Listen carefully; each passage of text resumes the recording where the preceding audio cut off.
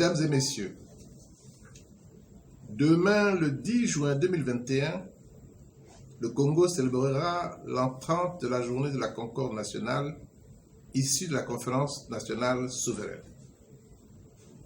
Il a été institué à l'effet de cette journée que les pouvoirs publics organisent des cérémonies de dépôt de gerbes de fleurs dans les différents cimetières et autres lieux de souvenirs et de mémoire à travers le pays.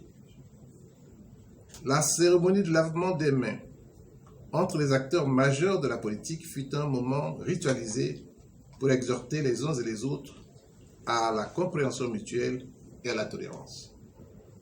Dans un élan patriotique, en vue du renouveau national, les filles et fils du Congo s'étaient exprimés sur l'avenir et le devenir de notre pays, seul sublime bien commun en partage entre tous.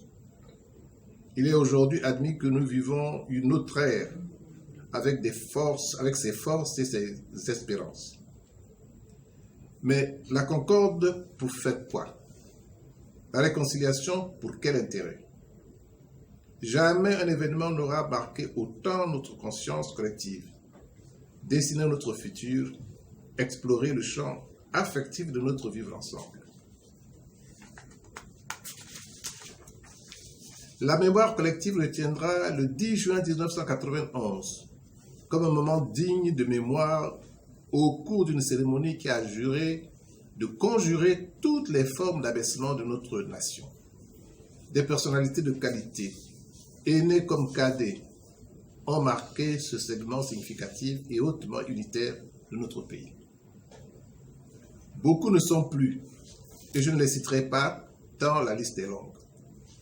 L'œuvre accomplie pendant 5 mois de la Conférence nationale souveraine s'inscrit dans une posture qui revendique l'élan d'une nation à transcender ses clivages et à orienter son pays vers un mieux vivre en responsabilité.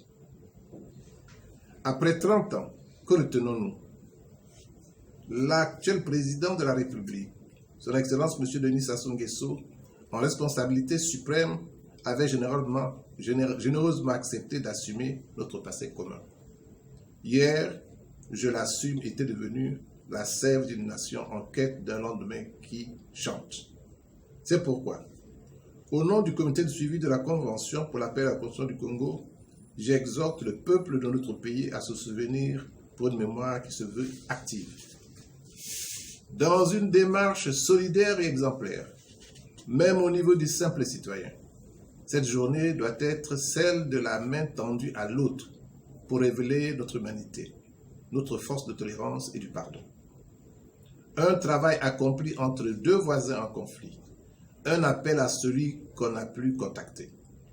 Tous ces gestes participent de notre entente, une manière de nous accepter en considérant l'autre comme étant soi-même.